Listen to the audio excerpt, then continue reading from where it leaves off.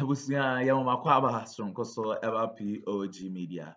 Ene yɛde mɛkɔ highway ne so highway ne deɛ ensɛm bebree wɔ so a yɛn nso yɛagye pene sɛ yɛbɛme abadwafoɔ no ahu deɛ ɛkɔ ɛne deɛ ɛba na dɛn na ɛkɔ so ɛwɔ highway ne so. Ɛyɛ Chairman General NDC National Chairman Aseidu Nketia ɛna ɛde ensɛm bebree aba abɛto dwa ahead of 2024 December elections abatoɔ no a ɛba abɛkɔto no. Na ensɛm bɛn na General Mosquito ɛde to dwa. Ɛyɛ abatoɔ chaos ne ntokwa ne nneɛma a esi ɛwɔ abatoɔ no mu no a yisi ano Nana Addo Dankwa, Akuffo Bawumia ɛne ne nkɔɔfoɔ ayɛ ɔmo adwene sɛ ɔmo pɛ sɛ ɔmo dismantle election no with chaos no. Ɛna Chairman General ɛde warning akɔ akɔma ɔmo sɛ ɔmo NDC foɔ no deɛ ɛkwan bi a ɔmo bɛfa so ɛde abɔ Ghanafoɔ ɛho ban bia no ɔmo bɛfa so ɛde abɔ Ghanafoɔ ho ban. Na ɛni kwan sɛ Ghanani biara ɛgye Akuffo ne n'aban edi. All because of say ɔmo a na bɛka sɛ ɔmo ba power no ɔmo de announce principles ɛna ebebu ɔmo ayɛ no. Ɛnso ɔmo ne ɔmo yɛ corrupt government ɛwɔ Ghana ha sei ɛna ɔmo bɛ fight against galamsey. Ɔmo ankasa nkɔɔfoɔ na fight against galamsey. Nti na ɛba sɛ security bi a sɛ ɔmo ka sɛ ɔmo bɛ fight ɔmo bɛbɔ Ghanafoɔ ho ban 2024 elections no ntokwa bi ansi a ɔmo boa ɔmo a na ɛbɛma ntokwa ayɛ den ɛsi. Nti Chairman General ɛde warning akɔ akɔma ɔmo a ɛnyɛ asɛm ketewa koraa. Yɛbɛpɛ sɛ yɛbɛme abadwafoɔ no bɛme akɔ na yɛakɔ akɔtie nsɛm a ɛkɔ so ɛwɔ highway no so. Na ansa na yɛbɛkɔ no ɔwɔ nsɛm kan bi afa hyɛ yɛ comment section like na hyɛ ma afoforɔ nso ɛnsa ntumi nka bi. Aha ɛyɛ POG Media. Madam Ase. But I've gotten used to my programs being interrupted in like manner in other studios. So maybe it is Doomso, maybe it is something else, but I don't know. Whatever the case is, we thank God that we are back on air, so we can continue the program. Well, good to have you. But let's just do this. How healthy is the NDC as of today? And I ask this from the position of, if elections were held today in Ghana, presidential, parliamentary, how do you think the NDC would fare? How healthy is your Well, if free and fair elections were held today, we'll win hands down, one touch. There'll be no runoff at all. Our concern is about how to secure free and fair elections. So that's where we are focusing now, because our message has been accepted. The two parties have been tried. There are opinion polls that have been churned out, and everything points to a one-touch victory for NDC. But as has been said by some Russian president, that those who vote decide nothing, but those who count the votes decide everything. So we are focusing on those who will be counting the votes and those who will be providing security to make sure that elections proceed uninterrupted. So that's where our focus is now. And you're saying basically that if elections were held today, let's take away the other factors, and I'll get into them. I'll peel them like onions, layer by layer. Yes. But on what basis would you say that your party would have a one-touch victory? Some of these polls, you know that polls are relative. Polls can disappoint. We saw polls go horribly wrong when Trump became president. We've seen polls fall through in the past. Are you relying on polls? Do you really have the numbers? Or are you just figuring it's an 8-year cycle we have had, and so it's our turn again? I think that however faulty polls are, they are better than guesswork. So we haven't voted today. So you are asking us to project. And I'm saying that we have projected the results to be this way. It is either just guesswork or guesswork supported by something. Right. And in this case, our guesswork is supported by scientific data that has been collected on the field. That's why we are confident. Besides our own internal polls, there are outside credible polls that seem to confirm what we have gathered. So that is a source of our confidence. I was about to go there and ask you that. I mean, the likes of Global Info Analytics and others have put out polls there which seem to suggest that the former President John Dramani Mahama may have some sort of lead over his counterpart in the NPP. But you say you've conducted your own internal polls as well. That's why we are able to compare with are you doing these polls?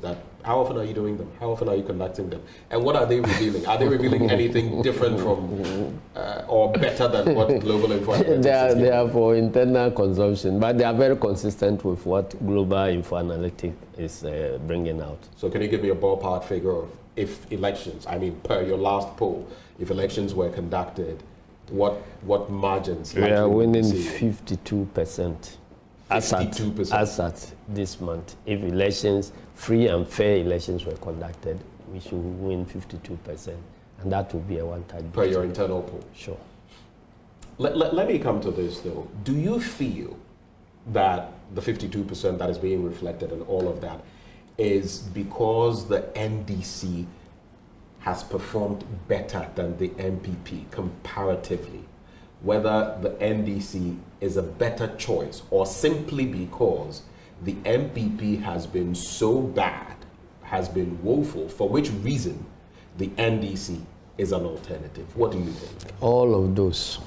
all the factors you have mentioned. All of them put together. Because there are people who think that, well, I think NDC is a better option because of the woeful performance of MPP. Right. They are the people who believe that bad becomes good when the worst happens. So you have people who did not support NDC in any way at all, but they've seen MPP perform, so it makes NDC looks good. There is that group of people.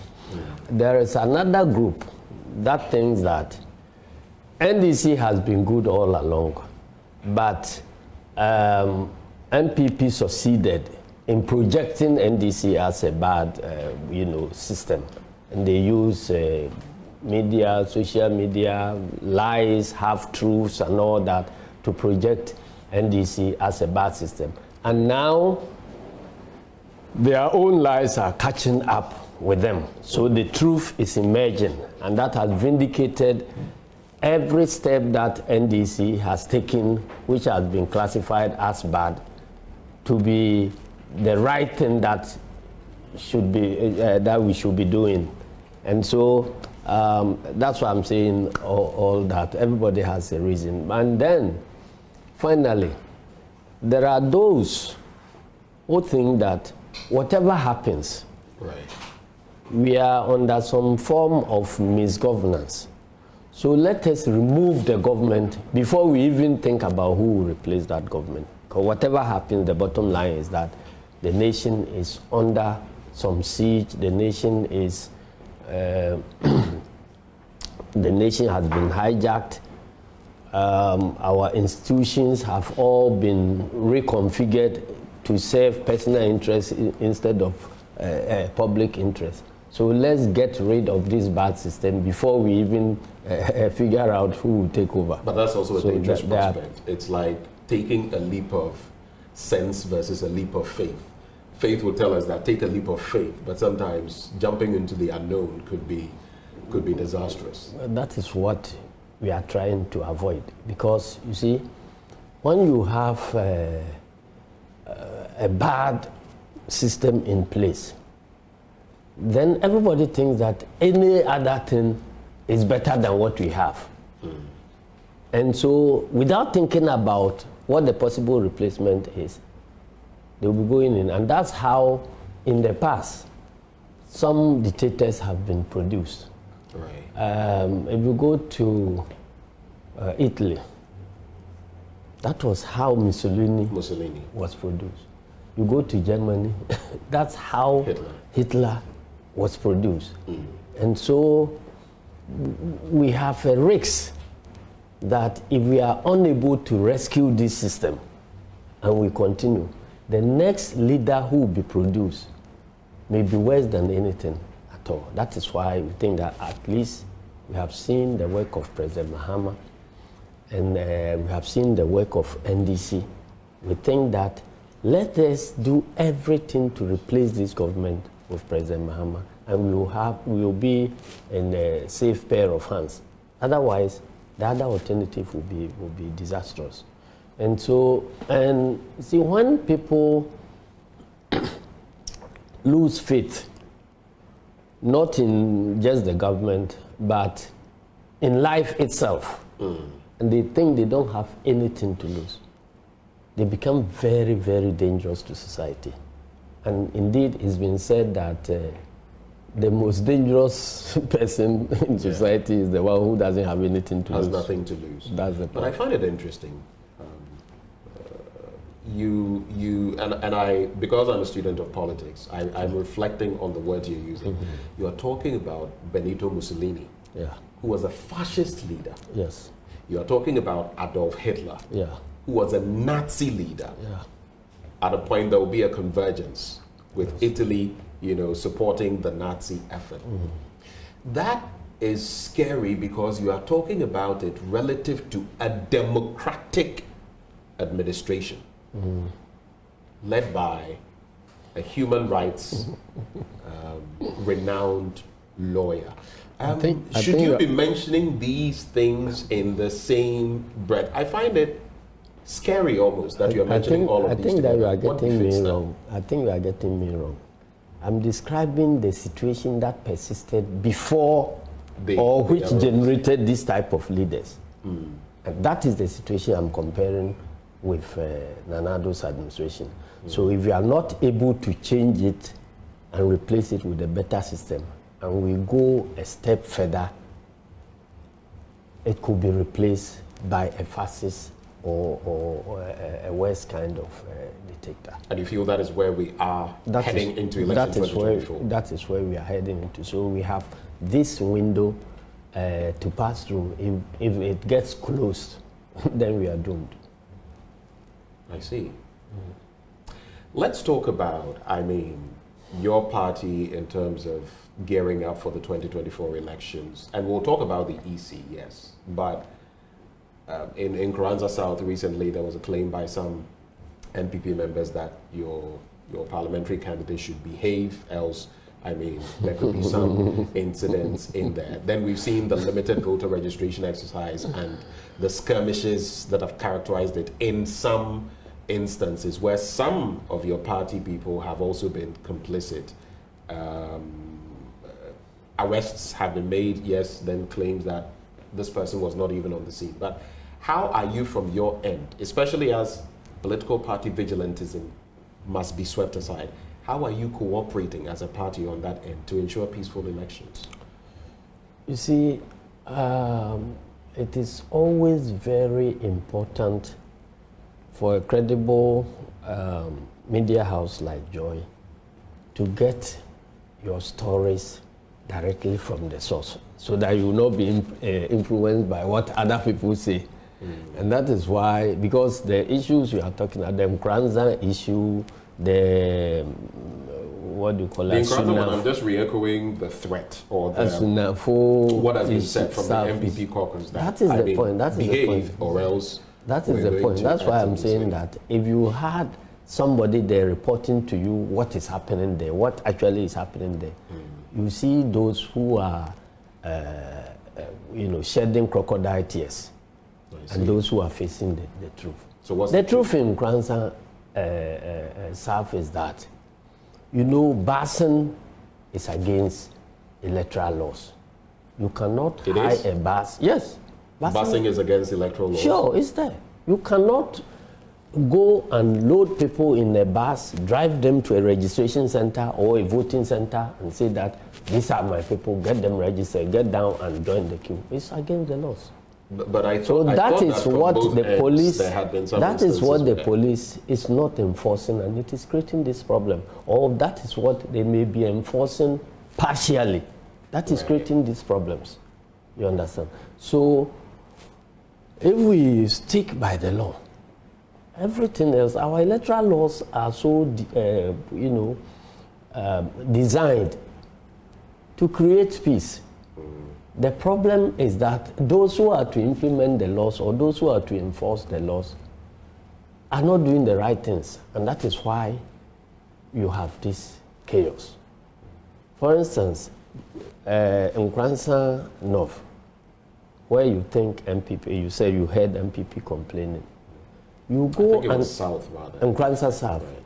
You are busing people straight from Ashanti region who are non-Nkransa indigents to go and register. And you have proof of that? Yes, there's proof of that. And the people, citizens there, it's not as if NDC has gone there to organize people. Citizens of that community are saying that these are people who are not from our area, and we cannot sit here for other people to come and decide our fate. They cannot choose an MP for us. They but cannot the choose assembly members for us. Contestations is to actually contest. The EC will take it up. You contest this person. The EC will take it up, and you take it from there. Why should it generate? It's not as if NDC has mobilized people. The citizens, having gone through that process in the past, they have lost confidence in the way we operate our electoral laws, and so they said, look, there has been several cases where this simple procedure of challenging. Right. You challenge somebody, you invite the person to appear before the review committee to come and defend himself or herself. If he succeeds, he's given his voter ID card. If he fails, then the ID card is held, and the Electoral Commission is advised to expunge his or her name from the register. There have been several situations where Electoral Commission, in collusion with MPP, has ensured that the names never get expunged, and in spite of whatever the verdict of the review committee has been, the people who have been charged have eventually gotten access to the voter card, and they emerge at the voting day to come and vote. This is hold for me right there, because it's a serious claim. We have evidence. We have evidence from which about registration cycle? Several. No, 2020, and that is why the reaction, people are reacting the way they are reacting. We have that evidence there, and we've raised it. And so you never will see it until the voting day, the register comes, and those people who were successfully challenged and are supposed to be expunged are still in there. And once they have their card, they are allowed to vote. The EC's register will be exhibited.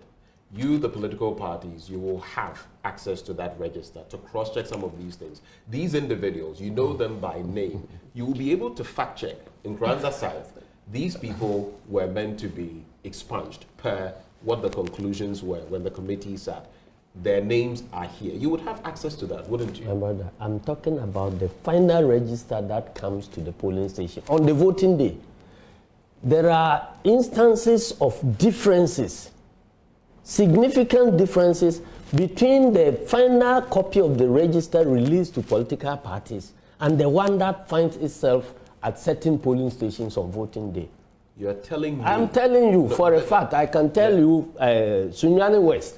It happened, at least I remember one polling station where the number of registered people on the total number was around 69. Right. In the end, the register that was produced on the voting day contained close to 700 names. From 69 to close to 700. I'm telling you, yes. We raised it. Electoral Commission has not been able to respond to it. You see, so apart from names that are supposed to be deleted, which never gets deleted, there are also cases where transfers are made on the blind side of the political parties, at least NDC. That is where you vote, find vote transfers. Vote transfers, because there is a transfer procedure. That's why I'm saying that if we abide by the laws, there should be no conflict in our elections at all. But the problem comes where electoral commission officials collude not to abide by the laws. And then somebody who feels cheated wants to take the law into his own hands. And it generates conflict. So there are cases where if you are getting to, there is a transfer window so that electoral commission will announce that whoever wants to transfer their vote from A to B, this is the window. Exactly. These two weeks, come and transfer. Every political party would have a list of people who have been transferred from each station to another station. Then you get to election day. The list that you have that has been transferred from A to another place. You go there and there's a bulk transfer of votes from one constituency to another constituency, which did not pass through any properly regulated transfer system at all. But they just come and they are added. And then the voting takes place. And then the results are generated. Some of this was detected in Hohoi in 2020. And that was what led to the upset that we had there. So these are genuine things. So the loss of the Hohoi constituency to the railways minister was on the back of some transfers that did not pass through the system. Basically, on the back of some rigging. That's what you're saying. Yes. The system was rigged. Yes, it did not. The transfers did not pass through any proper transfer window regulated for everybody to know the names that have been added, and we have all the figures there. You understand? So that is why we always insist that in appointing electoral officials, make sure that at least the people you appoint do not openly belong to any political party. But is that not a tall order? Practically every Ghanaian is a political animal. Openly. Everybody votes. Right. But if you go and appoint somebody who is holding a position in one political party and say he's going to be a commissioner at the Electoral Commission, it's like Kotoko and Haas going to play football. And then you go and appoint the captain of House of Folk to be the referee. What do you think, even if that person handles the job impartially, who will believe that he did impartial job? The optics. And we'll get into some of that. And that was why Apia Hene, who was elections director of MPP in Brongahafo, was appointed a commissioner. We objected. All that we did didn't end up anywhere. He is still part of the system now. He's there. And last month when Bawumia was in Bono, Apia Hene appeared at the function. So if you have a democracy that has gone this low, how do you expect citizens to have confidence in the elections management body? In another breath, you can also understand, and we have ample evidence of saying, the Electoral Commission is not perfect. It is run by human beings. Yes. And human beings are bound to err in some small or big way. Yes. Like you mentioned, in which place was it that you mentioned where from 69 it was over 700? Sunyani West. Yes. That is quite a figure. But by and large, which is why again you look at your electoral petition in 2020, right? Is it enough? Is there enough evidence to substantiate widespread rigging to the point where a leader, the former president, would lose? That is the question. I mean, are you considering that human beings err? You are confusing the issues. I don't think I am. We are doing registration. Right. And we are trying to find out why there is conflict. And I'm giving you reasons why conflictual situations can devolve. Conflictual situations can devolve. Yes. The point is, the suggestion then, by extension, is that because these numbers were added, or there was padding, you just mentioned Hohoi, Yes. did you know? Yes. So we were at a disadvantage, for which reason we likely lost the elections. Is that not an assumption to make? And I'm saying that, are these enough to say that the Electoral Commission, for example, is not doing its work right, looking at the fact that these are human beings at post? I'm talking about the human being you put there. You know, the Constitution in several cases prescribes which type of human being should occupy which office. True. It has been put Age, there that sound mind, this and a that. madman cannot contest elections. Right. So if you go and put a madman somewhere and you expect the madman to behave well, then you should hold yourself accountable for what you have done. We are talking about who has been put where. You understand? And after the elections, the recently held elections in Nigeria, Right.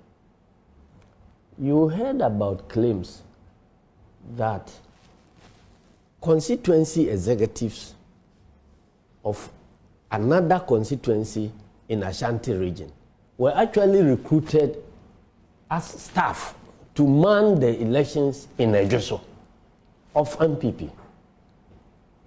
Nobody has responded to it. They published the names, and the names have been verified to coincide with those who actually man those stations. Can you think? You prompted the Electoral Commission. We are not part of the elections. We're not part of the elections. But those who were, you realize you were not, but those who were in there, they came out to say that we are Afafanto or whatever, and we just came from MPP, and we know that these names A, B, C, D, they are executives of Kumau constituency. They were recruited to man polling stations in Nigeria during these by-elections. Electoral Commission has not come to contest those claims. And if it is true that a commission can go and recruit people from one political party which is in the contest to man polling stations, I mean, how do you force people to have confidence in such a system? That is why I'm saying that, look, you have power. You can use the power anyhow. And Akuffo thought that, well, say what you will, I'll do what I think I have power to do. He has power to appoint commissioners. But you don't have power to force us to believe in the commissioners you have appointed if we think that they are not the right people. You understand? So it is a problem that we are going to face going into this election, because if you appoint people who are openly partisan to head the commission, and they are the people who will be recruiting the other people who will be going to the polling stations, who are they going to recruit? You know, and so that is a problem. Right. And there is the security issue too. You heard about this expose where MPP parliamentary candidates are being asked to submit names to be recruited into the security sector. It has not been settled. The response the Interior Minister came to talk about was that, well, it is happening, but NDC people too are being recruited. Is that the law based upon which recruitment is done? Let's situate the conversation. You started talking about the Interior Minister. Yes. It has been made clear that there is no such plan, because there's nothing such that every parliamentary candidate is going to bring 30 individuals, whether it's the police service or the military or the fire service, because all of them we know are on the ground on election day, right? And that it's not even possible when you look at the numbers, because if you do the multiplication on the majority side, such numbers can't even be trained within a single cohort. How many are being trained currently? I hear it's the highest cohort since the 1950s. I think 1959. It's about 500 and something, and this is the highest. So is it realistic, this claim that is being made? When the Interior Minister says that he has a list of NDC names that have been submitted by NDC MPs. What are the names going to be used for if there is nothing like that happening? Have your members of parliament submitted any names that you... They haven't. And so yesterday, Dr. Akuffo responded to the Interior Minister that he could publish any names with any MPs who have submitted names to him. But the important thing is that the Interior Minister has admitted that this is happening, but your MPs are also part of it. So that is what it is now. By what he's saying, you take it as a tacit admission that this is happening. But if nothing is happening, why would he say that by your people are involved? They are involved in something that is not happening. But we know that definitely there are not thousands of recruits going to be added to the figure. Anytime we are going into 2000, when we're going into elections, there was recruitment. People were brought from the police training depots and so on to go and provide security at polling stations. Did you say the year 2000 or 2020? Which one are you? 2020, sorry. Right. 2020. That is what they want to repeat. You see, and there were people, those who went and shot and killed. Has the police been able to identify anybody? Or the soldiers, have they been able to identify anybody? You're talking about the Techiman and other places. Yes. Have they been able to identify anybody? As we sit here, no. And you think it's on the back of this? Yes, it's on the back of that. Into the security services. Because you see, I get the impression that it is a conduct that is endorsed by His Excellency the President. How can you stretch it that far? Oh, because you see, by the carrot and stick approach to management, leaders would reward conduct that they endorse, and they punish conduct that they disagree with. And you look at how the attitude of this government and the leadership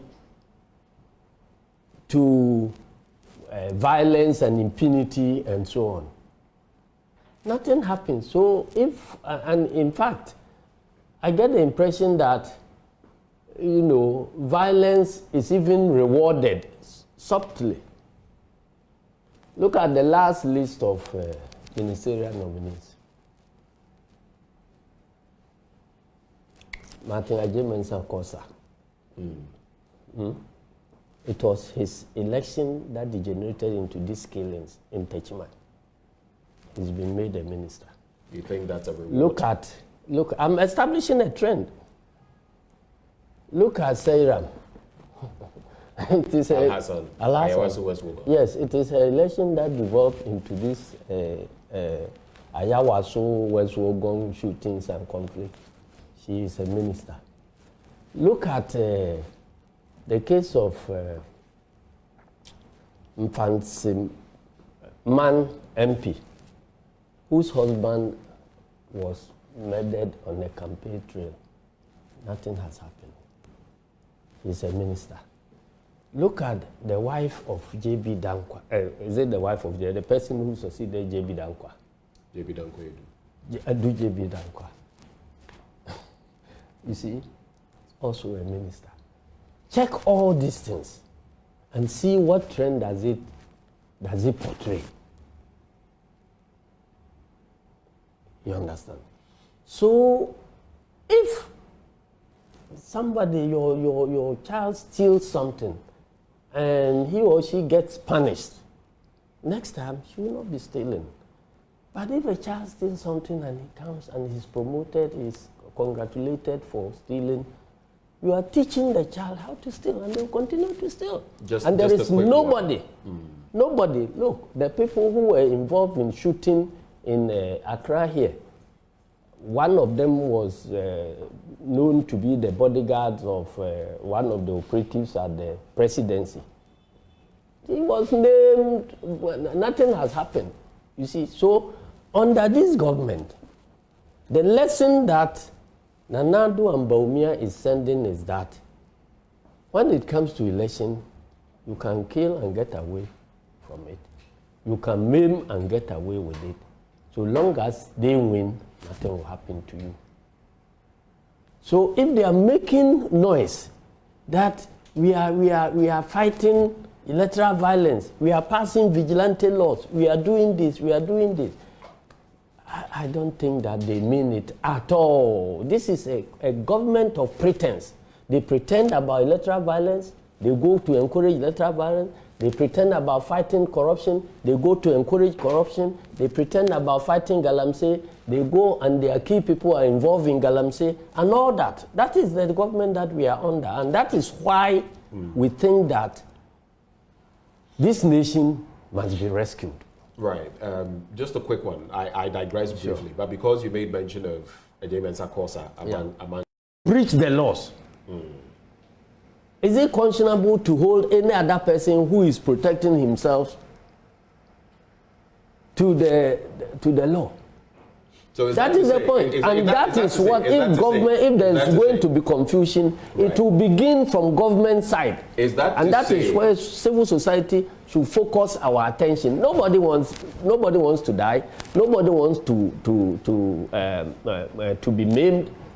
But you see, if I'm going to die anyway, I better fight so that I get a small chance of survival. But is that to say that come election 2024, if you feel something is the truth or is right, and even if you must, so to speak, breach or break the law to be able to protect that truth or that right, you will break the law to do it? Listen, you must define the you. The you is not Aseidu Nketia or NDC. Right. The you is the people of this country.